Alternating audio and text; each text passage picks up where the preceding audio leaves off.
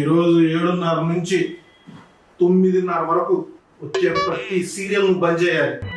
ఈ సీరియల్ చూడాలనిపించింది అనుకో, ఎదురింటికి వెళ్ళి చూసుకో. దేనికంటావేంటి? క్రికెట్ ఐపీఎల్ మ్యాచ్ స్టార్ట్ అవుతున్నాయి. మాకంటే బెట్టింగ్ లో గట్రా ఆడావుడు ఉండిద్ది. నీకు క్రికెట్ నాలెడ్జ్ అంత లేదు కదా, అందుకే ఎదురింటికి వెళ్ళి సీరియల్స్ చూడమని చెబుతున్నా. క్రికెట్ మీద నాకు నాలెడ్జ్ లేదనుకుంటున్నారా?